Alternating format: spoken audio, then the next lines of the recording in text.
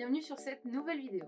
J'espère que tu vas bien et que tu es en forme parce qu'aujourd'hui on a du boulot. La dernière fois on a vu comment faire un shooting en totale improvisation. Aujourd'hui on va voir comment préparer son shooting. Et donc je vais te parler de moodboard, de planche d'inspiration, etc.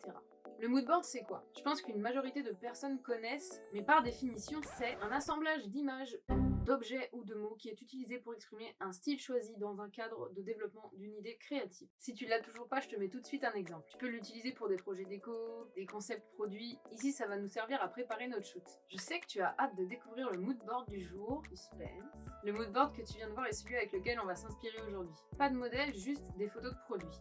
Crea Kindy m'a envoyé une sélection de ses bijoux pour que je les prenne en photo. Et comme c'est quelque chose que j'ai jamais vraiment fait, je me suis dit pourquoi pas. Ça va me servir aussi à te montrer comment tu peux préparer tes shootings et pourquoi c'est important de le faire. Première chose, tu vas avoir besoin de trouver des sources d'inspiration. T'as les réseaux sociaux, mais pas que. T'as aussi des magazines, des films, des affiches publicitaires, enfin tout ce que ce petit monde qui tourne autour de toi peut t'inspirer. Après avoir regroupé tes idées, tu vas les assembler sur une page, tu vas y ajouter des notes, du texte, rien de plus simple. Pourquoi ça va t'être utile? D'une part parce que tu vas prendre en compte tout ce dont tu as besoin, accessoires, tenues, et commencer à penser à un lieu et donc à prévoir. Que ça va structurer tes idées et t'empêcher d'en oublier, mais aussi parce qu'une fois en face de ton modèle, ça va t'aider à le ou la faire poser. Lui montrer telle ou telle inspiration et ça te fera énormément gagner de temps. Ton modèle va prendre conscience de là où tu veux aller, que ce soit dans l'ambiance, dans les poses, dans le style. Et finalement, face à ces images dont tu t'es inspiré, ça va t'amener tranquillement à avoir d'autres idées. Et même pour ton modèle, ça sera beaucoup plus simple parce que ça va lui permettre de se sentir plus à l'aise et de savoir ce que tu attends. Il ou elle n'aura plus qu'à reproduire les inspirations. Bref, du coup je me suis fait mon petit moodboard et j'ai pu me rendre compte de ce dont j'avais besoin et je suis allée faire des courses en conséquence. On arrive sur un tournant de la vidéo, comment faire un shooting avec un petit budget. Que tu débutes ou non, ça peut être intéressant de trouver des techniques pas trop chères qui te garantiront un bon rendu.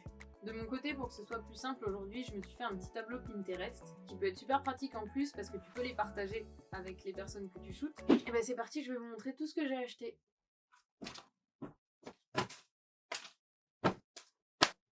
Dans l'idée, je me suis vraiment inspirée de toutes ces images-là et je voulais reproduire quelque chose d'un peu studio avec beaucoup de couleurs pastel et un peu de verdure. C'est pour ça que j'ai pris des fausses plantes, beaucoup de papier, un petit miroir, encore du papier, ce genre de petites choses. Et en plus, j'adore les couleurs. J'ai trouvé des jolies petites assiettes pour reproduire cette photo-là et des fausses fleurs avec de la couleur. Enfin bref, je te propose qu'on passe tout de suite aux photos. On va aller se mettre là-bas, c'est pour ça que je vais enlever tout ce qu'il y a sur le mur.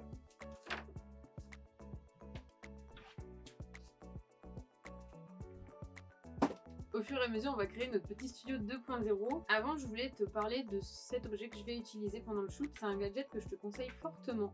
Il est vendu avec des gélatines couleurs et tu peux le mettre non seulement sur trépied, mais aussi directement sur ton appareil photo. Je vais te montrer. Je fais rarement des photos avec le flash et c'est vrai que c'est un gadget qui est top quand tu as une faible luminosité. Je le conseille fortement et je te mets en fait le lien de où je l'ai acheté en barre de description si ça t'intéresse. On va commencer avec cette inspiration là, parce que c'est vrai que c'est aussi ce qui m'a donné envie de tourner cette vidéo. Ça fait un moment que j'ai envie de l'essayer, du coup c'est le moment. Pour ce, il te faut un ordinateur, un miroir et trouver des fonds sur YouTube ou sur Google. Je vais préparer ça. Salut, c'est moi la voix off.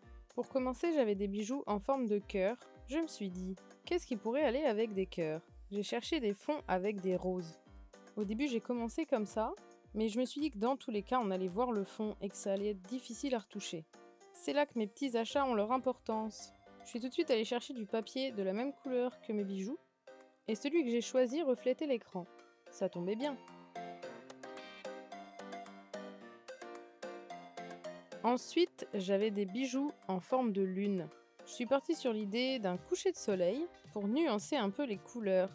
Dans tous les cas, je voulais rajouter un ciel sur l'image. Et finalement, les couleurs contrastent bien.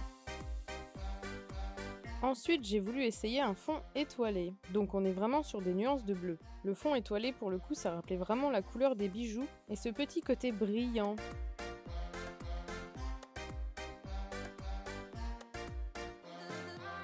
Puis je me suis dit, un ciel, l'espace, la galaxie. J'ai trouvé ce joli fond qui formait pratiquement un cercle et ça allait particulièrement bien avec la forme de mon miroir. Pour ces bijoux-là, je voyais quelque chose d'un peu rétro. Du coup, j'ai tapé fond années 70 sur Google et je suis tombée sur ça. Pour le coup, je pense que le premier fond fait peut-être qu'il y a un peu trop de détails dans la photo. C'était peut-être pas le meilleur fond à utiliser, c'est pour ça que j'en ai choisi d'autres.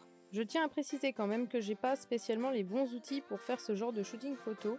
Il faudrait peut-être te rapprocher plus d'un objectif macro, mais j'ai quand même réussi à faire quelque chose de pas trop mal. Ensuite, j'ai voulu shooter ce marque-page que je trouve magnifique. Pour le coup, je me suis dit que j'avais déjà fait un fond étoilé, pourquoi pas des aurores boréales.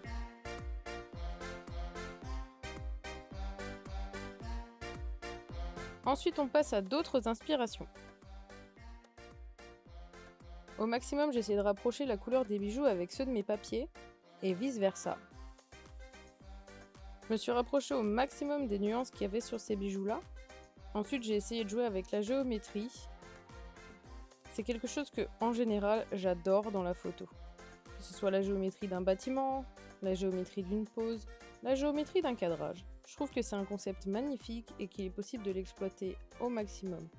Je rajoute ma petite fausse fleur pour rajouter encore un peu de vert dans l'image. Et puis j'ai eu envie d'avoir des petits reflets lumineux. C'est là que ma petite lampe magique prend toute son importance.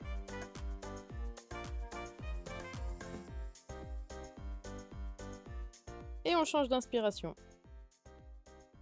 Toujours sur la base de la géométrie, j'ai voulu faire quelque chose plus à plat. Et pour le coup, j'avais deux bijoux qui matchaient parfaitement.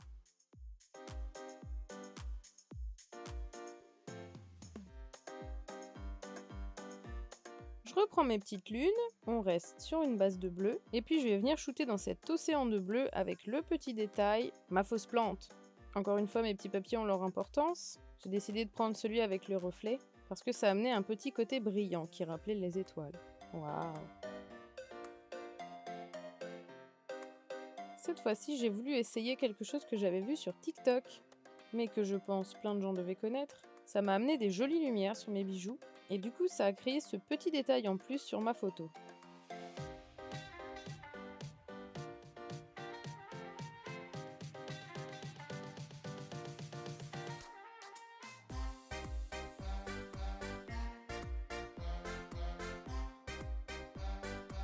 J'avais aussi acheté ce grand miroir que j'avais jamais utilisé, et j'avais des bijoux que j'avais du mal à shooter.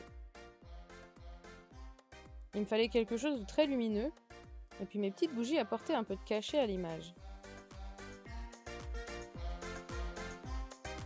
Ensuite, j'ai démoli mon faux pot de fleurs, je lui ai arraché toutes ses feuilles, et ça pour le coup c'était une inspiration de cette photo. J'ai un peu galéré à les faire tenir, et puis même chose, je commence à jouer avec l'éclairage pour créer des petites ombres et des zones de lumière. Puis je suis revenue à mon marque-page parce que je me suis dit, un marque-page, à quoi ça sert? À marquer la page de ton livre.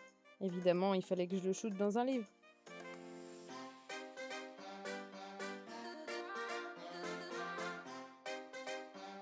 Puis est venu le moment où j'ai voulu essayer de m'inspirer de cette photo et où j'ai dû plier du papier pendant un long moment. Mais j'ai trouvé que l'idée était super, que c'était très original et je trouve que ça amène un côté chic à ma photo. Sans faire exprès, j'ai remarqué que mon papier brillant réfléchissait la lumière.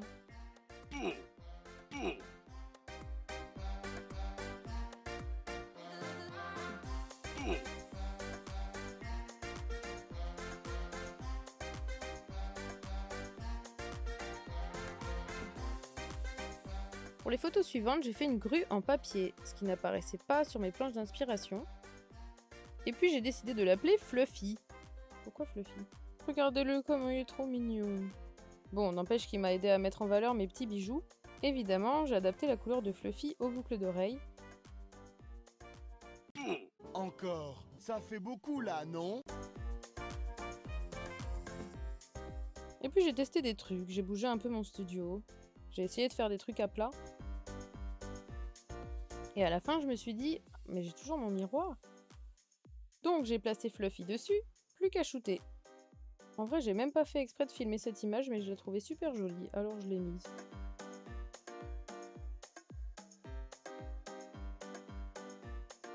Il me restait une inspiration à exploiter, et j'avais un collier à shooter.